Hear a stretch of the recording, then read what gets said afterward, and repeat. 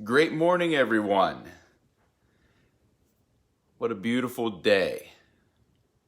The opportunity to create something new today. So 46 days, right? 46 days of finding calm in the storm. And what an amazing journey this has been. So I'm not exactly sure where this is going today. So maybe that's great. You know, a little suspense for me or you. Day 46, who's our baseball player? Our baseball player is Andy Pettitte. You know, I know there's a lot of Yankee haters out there and there's a lot of Yankee lovers out there. But, you know, I'm just going to come clean on it and say that I got no problem with the Yankees. They get, everybody else can do what the Yankees do if they choose. So, Andy Pettitte, why? Well, you know, in my mind, he was a crafty pitcher. I never really felt like he had like stuff that blew everybody away, but he definitely was a crafty pitcher. He was a smart pitcher. He was a good pitcher. There was some Yankee teams there that I really enjoyed watching him play on and pitch for, and had a lot of success. He's a good guy, and this whole steroid thing needs to just go away and put the best players in the Hall of Fame. And we really can't talk about that because that would derail us completely here. So, finding calm in the storm. What do you see? What do you see? So where are we going to go with this? You know, I have a sign that I look at every day when I'm walking out of my office. And it says, don't let what used to be a miracle become ordinary. Don't let what used to be a miracle become ordinary. Because what we see can change over time, right? What we see can change over time. What I see and how I'm perceiving what's going on in the world and in my life and in my community and around me is completely different than how I would have handled this 10 years ago. And why is that? The situation would have been exactly the same. Well, if this exact situation was going on 10 years ago and everything was exactly the same, that stimulus, right, that behavior, that what is happening, right, out there would have been exactly the same as now, but I would have responded completely differently to it because of me and who I am. So what am I saying? What changed? I changed. My perception and what I see happening changed. That has been extremely powerful for me. And a lot of it has to do with understanding how the brain works, how my brain works, doing a lot of studying on my own behaviors and why I respond to certain stimuluses in certain ways, and having the desire to change that, right?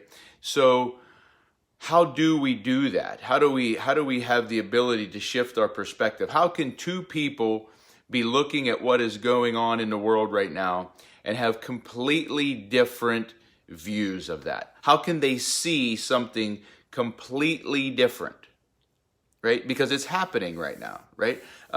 You know, we're all on social media. That's where we're at right now. We can look at social media and see that people are perceiving or seeing what is happening right now in completely different ways. The exact same situation, right? Acknowledging reality, the current reality is no different. It is what it is. But it is seen or perceived differently by different people, not based on the situation, but based on their perception of the situation, how they see it, right? And so these whole things of finding calm in the storm are to give people a way or the ability to walk through this process in a way that's healthy and gives us the ability to manage ourselves and our lives. So how do we shift what we see? I'll give you an example. Last night, I had the opportunity to be interviewed for KDKA News as it relates to my county, right? Because my county wanted to switch into the yellow, which allows us to start to get back to business. And our county commissioners were working hard for that to happen because there were certain data points released that said if you meet these criteria, you can go to yellow. Well, we meet all of those criteria, and so do the counties around us meet those criteria. We actually have better statistics than some of the counties that got to go to yellow, and we were still stuck in red, which means stop, you can't go, we can't go do business. So I didn't do that to fight against something, because that's not my intent, right? And that was the conversation I had with myself about doing that interview. And so why did I do it then, right? I did it just to provide a perspective. That's it, just to provide a perspective, right? So for myself in healthcare, I have patients that need services that are not the service that I provide, right? They have a condition that is outside of what we treat, and they are in a lot of pain, and they are suffering, and they need some medical intervention.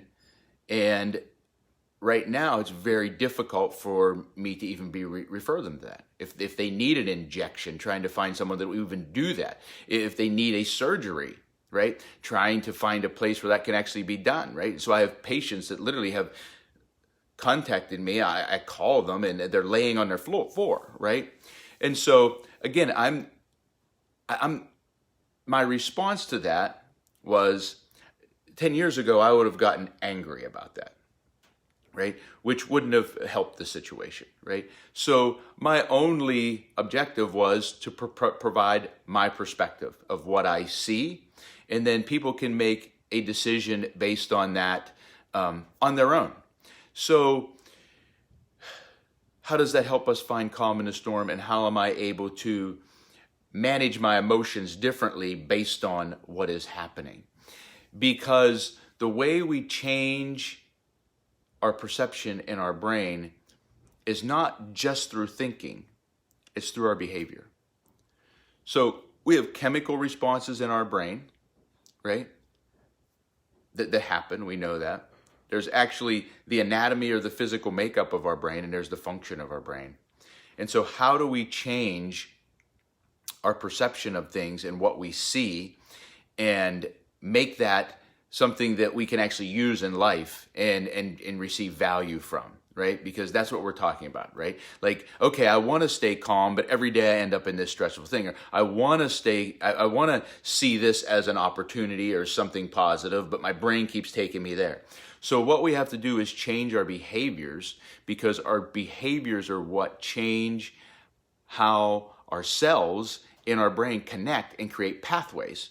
So the most efficient and most used pathways in your brain become the dominant pathways, right? So if I continually go to this stress response, and I continually have that behavior, then that pathway is the most efficient, and therefore it's going to be used, and we're going to go to it quickest. So the way to do that is by changing your behaviors. And how do we change our behaviors, right? So there's 3 areas in health that we work on in changing our behaviors. We work on our physical health, we work on our mental health, and we work on our financial health. And you say, why do I include financial health in that? Because we know, and I have seen it play out in my life, taking care of thousands and thousands of people, that people can destroy their health because of their finances. I've watched people physically destroy their health trying to produce finances. I have watched people mentally destroy their health because of their finances. I have watched people mentally or emotionally destroy their relationships because of their finances. So finances are a part of your well-being, right? And so that's part of what's happening in the world right now, is that we're all focused on this virus and we're forgetting that the well-being of the person has three components: their physical body, their mental body, and their financial relationships, right? Because that all goes into affecting our health. So when we change our physical behaviors, right, and how we eat, move, and think, that is how we rewire our brain. So when we discipline ourselves in one area of our life, it disciplines ourselves in another area of our life. And so literally behavioral change, what we actually do, is what changes how we see the world. And so like a morning routine, right? Do you have a morning routine? That's a behavior, right, that allows you to focus on the things you want. So for myself, I have a morning routine. That is a behavior. It's an actual physical thing that I do, right? And I get up and I go through this order of behaviors, right? And the purpose of that is for my healthy mind, right? I have a series of behaviors that I go through for my physical body, right? I have a series of behaviors that I do with my finances. And so by actually having a routine and a behavior and a structure that you follow, that is what changes the function of your brain. And when we change the function of our brain, we change our behaviors, right? And that's how we build habits. We build habits by making that the dominant pathway in our body, in our brain, and that's the most efficient and effective pathway, and so it works. So what is the find calm in the storm here today? The find calm in the storm is the purpose of knowledge is action. The purpose of knowledge is action. Knowledge without action is delusion, right? Nothing's happening. So if you say, I want to change the way I'm seeing this situation, I want to see this situation in a less stressful way, then the way we go about changing the way we see it is we change our behaviors, right? And so we build behaviors that help us manage this, right? So build a morning routine where you have behaviors, right? So I have a process that I go through that includes prayer and the Bible and my life book, and I go through that and helps prepare my brain. And those behaviors create those pathways. I have behaviors that I do for my physical health, and following the structure of those behaviors actually changes the function of my brain. It's what we actually do that affects our brain. So if this quarantine time has been a hall pass for me to sit on the couch and watch TV and be inactive and eat whatever and get stressed out watching the news, and I do that consistently, I follow that behavior consistently, then that is what you're wiring your brain to do. That's how you're wiring the function of your brain to do that. So those behaviors, you do those enough days in a row, and you actually are changing the function of your brain. And then you're changing how you see the world and the situation and how you are going to respond to it. The stimulus is not any different. Your response is different. So how do we find calm in the storm? We create a set of behaviors, right? Routines, actions, structure in our life that work toward creating the life we want, creating the ability and the mental agility, the physical agility, the financial agility. Think about that. If you have the mental, physical, and financial agility, ability to move and be flexible, right? In crisis situations, you are going to be able to adapt better and deal with it better. If you don't have that agility, you can't.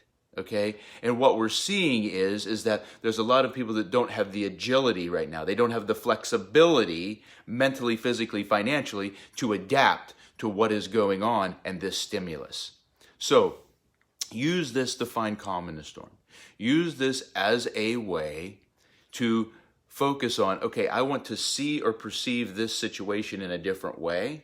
And the reason I want to do that is so that I can have a healthier response, right? And so what we do is we create behaviors consistently, repeatedly, that change literally our brain function and how we see the world. So hopefully I was able to pull this all together for you today and turn this into something that is fruitful for you and helps you find calm in the storm.